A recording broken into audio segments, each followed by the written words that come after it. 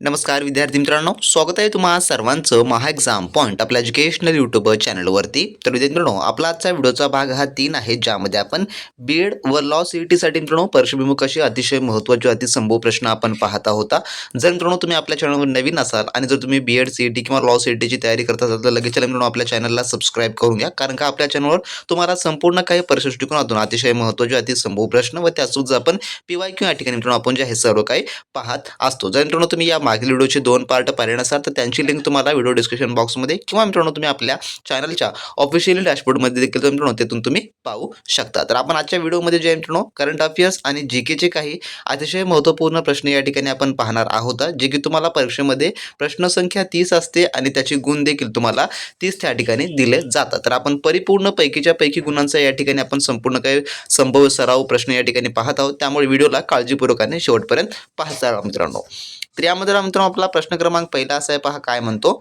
तांजुंग बेनाओ हे बंदर जिथे INS सुमेधाने अलीकडे सागरी भागीदारी सरावासाठी भेट दिली होती ते कोणत्या देशात आहे? तर कोणत्या देशामध्ये आहे असं म्हटलेलं आहे. तर याचं जे उत्तर आहे मित्रांनो ते आहे ऑप्शन नंबर बी, जे की इंडोनेशिया. जे INS सुमेधाने जे आहे अलीकडे सागरी भागीदारीसाठी सरावासाठी इंडोनेशियातील तांजुओ बेनाओ बंदराला जी आहे ती भेट दिलेली होती. पर्याय नंबर याचं ब या ठिकाणी याचं उत्तर होणार असेल मित्रांनो. त्यानंतरचा पुढील प्रश्न आपला दुसरा असा आहे. जगातील सर्वात मोठा तरंगता सौर ऊर्जा प्रकल्प कोणत्या राज्यात बांधला जाणारा आहे? जगातील सर्वात मोठा या ठिकाणी म्हटलेला आहे. तर याचं उत्तर आहे ऑप्शन नंबर जे की बी, मध्य प्रदेश या ठिकाणी जो आहे तो बांधला जाणारा आहे. तर मध्य प्रदेशातील नर्मदा नदीवरील ओंकारेश्वर धरणामध्ये जे आहे जगातील सर्वात मोठा तरंगता सौर ऊर्जा प्रकल्प जो की नियोजित आहे. पर्याय नंबर याचं ब हे उत्तर होणार असेल. आणि मित्रांनो हे तुमच्या येणाऱ्या 26-27च्या परीक्षेत मित्रांनो IMP क्वेश्चन आहे, लक्षात ठेवून घ्या, कारण आपला चालू घडामोडी देखील भरपूर सारे प्रश्न जे की विचारले जातात मित्रांनो. त्यानंतरचा प्रश्न आपला 3 असा आहे.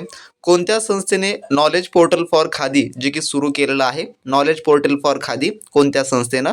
तर याचं उत्तर जे आहे ते आहे ऑप्शन नंबर जे की बी, KVIC या जे आहे संस्थेनं. थोडक्यात सांगायचं झालं तर KVICचा फुल फॉर्म आहे khadi and village industries communication यांनी जे आहे ते सुरू केलेलं आहे. आणि हे जे आहे खादीसाठी उत्कृष्ट केंद्राने, ज्याला आपण centre of excellence for khadi, ज्याला की COEK असं देखील म्हणतात, तर याने जे आहे त्याला विकसित केलेलं आहे, जे सूक्ष्म लघु आणि मध्यम उद्योग मंत्रालयाअंतर्गत जे आहे ते येते. आणि या पोर्टलचं जे उद्घाटन झालेलं आहे ते झालेलं आहे 14 जुलै 2022 रोजी. कधी? तर 14 जुलै 2022 रोजी याचं जे आहे ते उद्घाटन झालेलं आहे. आणि याचे सध्याचे जर मुख्य कार्यकारी अधिकारी तुम्हाला माहिती करून घ्यायचं झालं, त्यांचं नाव आहे सुश्री प्रीती वर्मा. तर ह्या जे आहे थोडक्यामध्ये जे की सध्याचे कार्यकारी प्रमुख आहेत. तर तुम्हाला सांगायचं एवढंच की हा प्रश्न चालू घडामोडीमधून अतिशय महत्त्वाचा प्रश्न आहे, तुम्ही या ठिकाणी लक्षात ठेवून घ्या. या जेवढी काही माहिती या ठिकाणी सांगत आहे, जे स्पष्टीकरण देत आहे त्यावर आधारित देखील तुम्हाला परीक्षेमध्ये फिरून प्रश्न विचारला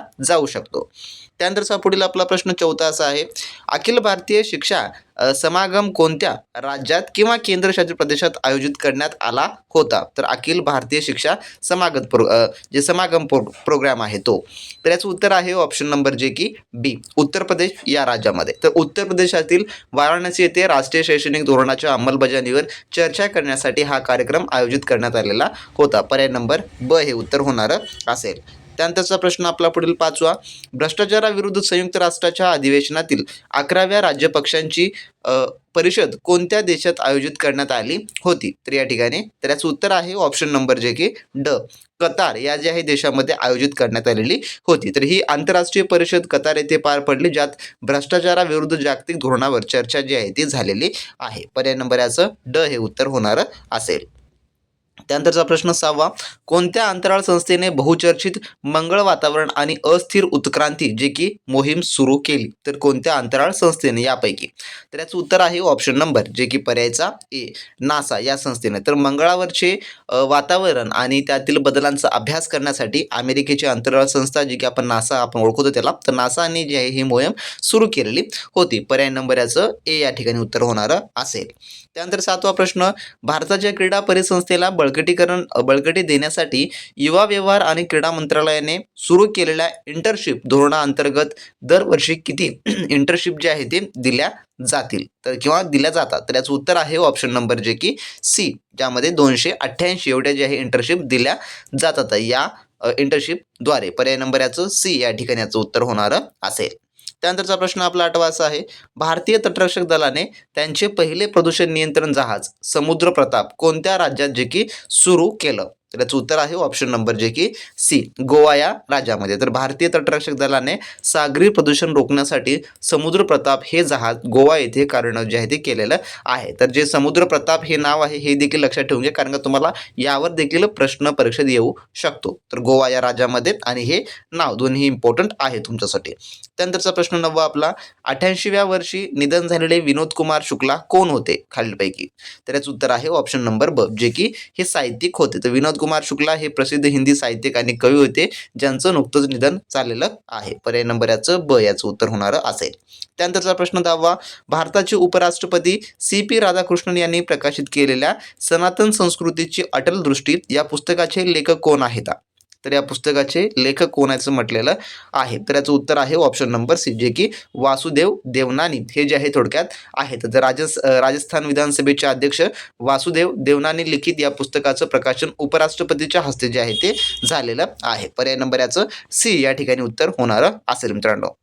जर मित्रांनो तुम्ही BEd CET परीक्षा 2026ची तयारी करत असाल आणि मित्रांनो त्यासाठी तुम्ही अजूनही आपला स्पेशली असलेला यासाठीचा कोर्स लाईव्ह प्लस रेकॉर्डचा मित्रांनो जॉईन केला नसाल तर वेळ न वाया घालवता लगेचच्या लगेच या व्हिडिओच्या डिस्क्रिप्शन बॉक्समध्ये आपल्या ऑफिशियली ॲपची लिंक दिली आहे. तिथून मित्रांनो लगेचच्या लगेच जॉईन करून घ्या, ज्याद्वारे तुमची A to Z तयारी मित्रांनो या ठिकाणी कंप्लीट होणारी असेल. यामध्ये मित्रांनो तुम्हाला परिपूर्ण fully syllabus based online test series मिळणारे असतील, ज्यामुळे तुम्हाला खऱ्याखुरा पेपरचा अनुभव घेता येणार असेल व त्यासोबतच तुम्हाला यामध्ये आपण ई-बुक देखील इंटिग्रेट करून दिला आहे, ज्यामुळे मार्केटमधलं कोणतंही तुम्हाला महागडं पुस्तक घेण्याची गरज पडणारी नसेल किंवा तुम्हाला कोणतेही याहून अधिक महागड्या कोचिंगची गरज पडणारी नसेल. आणि मित्रांनो तुम्हाला सांगतो, आपण सर्वात कमी प्राईसमध्ये यामध्ये आपण संपूर्ण काही तुम्हाला लाईव्ह प्लस रेकॉर्ड बॅच या ठिकाणी उपलब्ध करून देत आहोत, जे की आपली सध्याची डिस्काउंट ऑफरमध्ये प्राईस जे की 999 फक्त आपण ठेवलेलं आहे, ज्यात तुम्हाला परिपूर्ण संभाव्य टेस्ट सिरीज आपण उपलब्ध करून देणार आहोत, जे की परीक्षेमध्ये 100% प्रश्न विचारले जाण्याची दाट संभाव्यता असणार आहे, ज्यामध्ये सर्व विषयाचं पेपर विश्लेषण व त्यासोबतच कमी वेळेमध्ये तुमची या ठिकाणी A to Z तयारी होणारी असेल. तर आपली परीक्षा मित्रांनो जे की मार्चमध्ये होणार आहे, त्यामुळे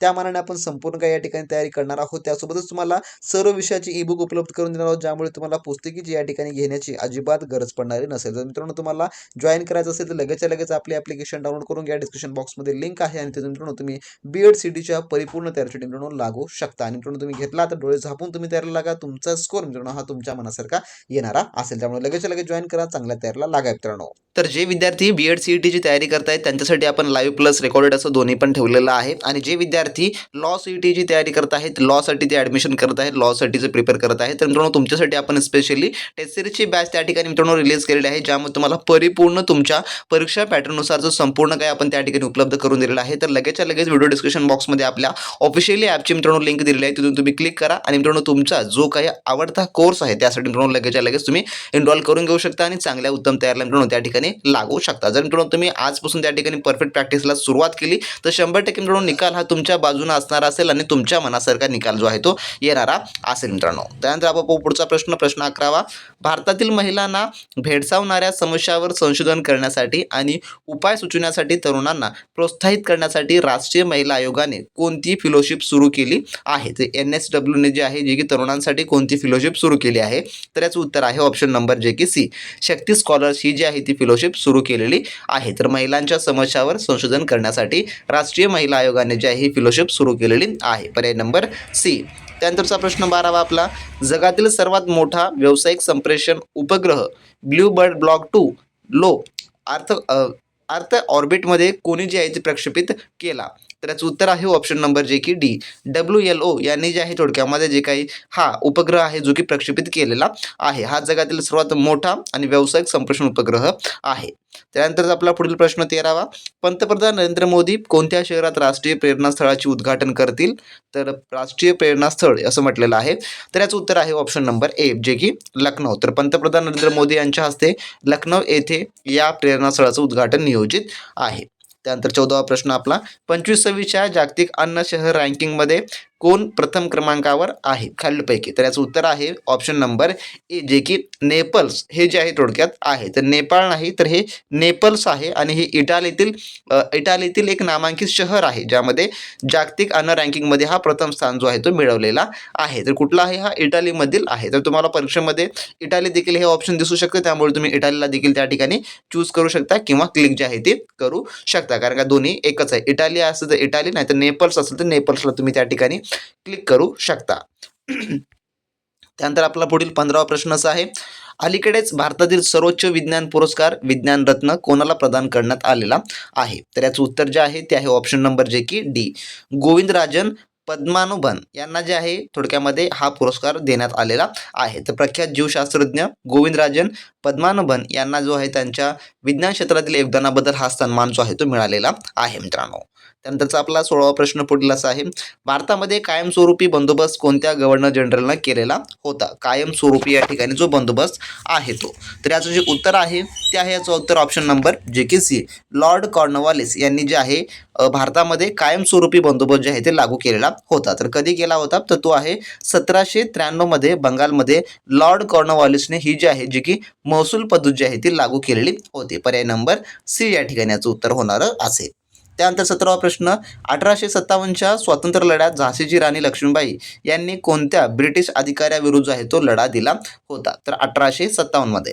तर याचं उत्तर आहे ऑप्शन नंबर जे की सी, सर ह्यू रोज यांच्या जे आहे विरुद्ध लढा दिलेला होता. तर 1857च्या उठावात सर ह्यू रोजने झाशीच्या किल्ल्याला जो काही वेढा घातला होता, ज्याला राणीने निकारच्या झुंज जी आहे थोडक्यात दिलेली होती. पर्याय नंबर याचं सी या ठिकाणी याचं उत्तर थोडक्यामध्ये होणार असेल. जे विद्यार्थी बीएड सीईटीची तयारी करत आहेत त्यांच्यासाठी आपण संपूर्ण ई बुक्स देखील त्या ठिकाणी उपलब्ध करून दिलेले आहेत. त्या ई बुक्समध्ये तुम्हाला ही संपूर्ण जी आहे माहिती पाहायला मिळणारी असेल. तर तुम्ही फक्त डाउनलोड करा, इनरोल करा आणि उत्तम तयारला त्या ठिकाणी लागा. आणि जे सीईटी लॉ सीईटीचे विद्यार्थी आहेत त्यांना देखील आपण टेस्टमध्ये आपल्या संपूर्ण काही स्पष्टीकरणामध्ये थोडक्यात तुम्हाला माहिती दिलेली आहे, पण जे परीक्षा दृष्टिकोनाने महत्त्वाचं आहे टेक्निकल आणि नॉन टेक्निकल फॉर्मॅट तो आपण सर्व त्या ठिकाणी तुम्हाला उपलब्ध करून दिलेला आहे मित्रांनो. त्यानंतरचा प्रश्न 18वा, भारतातील काळी माती प्रामुख्याने कोणत्या पिकासाठी उपयुक्त आहे? तर याचं उत्तर आहे ऑप्शन नंबर सी, जे की कापूस या पिकासाठी. कारण का काळी माती ही ओलावा टिकून ठेवते, म्हणून तिला रेगूर मृदा किंवा ब्लॅक कॉटन सॉइल असं देखील म्हणतात. पर्याय नंबर सी या ठिकाणी उत्तर होणार असेल. त्यानंतरचा 19वा प्रश्न, भारतातील सर्वात लांब नदी कोणती आहे यापैकी? तर याचं उत्तर आहे ऑप्शन नंबर सी, जे की गंगा. गंगा नदी ही भारतातील सर्वात लांब नदी आहे. तर गंगा ही भारतातील सर्वात पवित्र आणि प्रवाही वाहणारी ही जी आहे सर्वात लांब नदी आहे. त्यानंतर 20वा प्रश्न, पश्चिम घाट पर्वतरांग खालीलपैकी कोणत्या राज्यात नाही यापैकी? तर याचं उत्तर आहे ऑप्शन नंबर डी, जे की ओडिसा या राज्यात नाही. तर पश्चिम घाट केरळ, कर्नाटक, महाराष्ट्र, गोवा आणि तामिळनाडू या राज्यातून जातो आणि ओडिसा भारताच्या जे आहे पूर्व किनारपट्टीवर आहे. त्यामुळे पर्याय नंबर याचं जे की ड हे उत्तर होणार असेल. त्यानंतरचा आपला 21वा प्रश्न, भारताचे सार्वभौमत्व कोणत्या घटकावर आधारित आहे खालीलपैकी? तर याचं उत्तर आहे ऑप्शन नंबर बी, जे की संविधान या घटकावर अवलंबून आहे. तर भारताचं संविधान हा देशाचा सर्वोच्च कायदा असून त्यातूनच देशाचं सार्वभौमत्वाचे जे अधिकार आहे ते प्राप्त होतात. त्यामुळे पर्याय नंबर याचं ब या ठिकाणी उत्तर होणार असेल. त्यानंतर 22वा प्रश्न, भारतीय संविधानात संघराज्य व्यवस्थेची संकल्पना कोणत्या देशाकडून जी आहे ती घेतली गेलेली आहे? तर याचं उत्तर जे आहे ते आहे ऑप्शन नंबर सी, जे की कॅनडा या देशाकडून जे आहे थोडक्यात घेण्यात आलेली आहे. पर्याय नंबर सी याचं उत्तर होणार असेल. त्यानंतर आपला प्रश्न 23वा असा आहे, भारतीय संसदेचे कोणते अधिवेशन सर्वाधिक कालावधीचे असते? तर कोणतं अधिवेशन? तर याचं उत्तर आहे ऑप्शन नंबर ए, जे की अर्थसंकल्पीय अधिवेशन हे जे आहे थोडक्यामध्ये जे की सर्वाधिक कालावधीचे असते. तर हे अधिवेशन साधारणतः फेब्रुवारी ते मे या काळामध्ये चालते, त्यामुळे ते सर्वात मोठे अधिवेशन असतं. पर्याय नंबर ए या ठिकाणी याचं उत्तर होणार असेल. त्यानंतर 24वा प्रश्न, राष्ट्रीय उत्पन्न मोजण्याची पद्धत खालीलपैकी कोणती नाही यापैकी कोणती नाही असं म्हटलेलं आहे?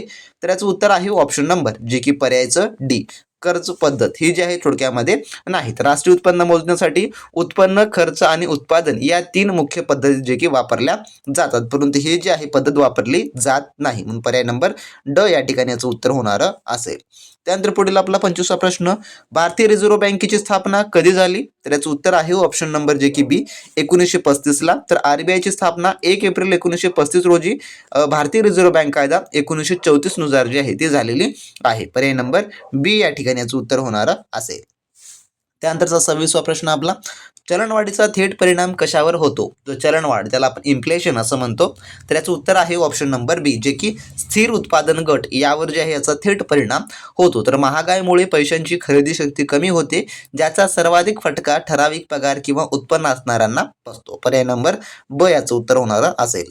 त्यानंतर 27वा प्रश्न, भारतीय संविधानाचा मसुदा समितीचे अध्यक्ष कोण होते? तर भारतीय मसुदा समितीचे अध्यक्ष, तर याचं उत्तर आहे ऑप्शन नंबर सी, जे की डॉक्टर भीमराव आंबेडकर, डॉक्टर बाबासाहेब आंबेडकर हे जे आहे ड्राफ्टिंग कमिटीचे अध्यक्ष होते. पर्याय नंबर सी याचं उत्तर होणार असेल.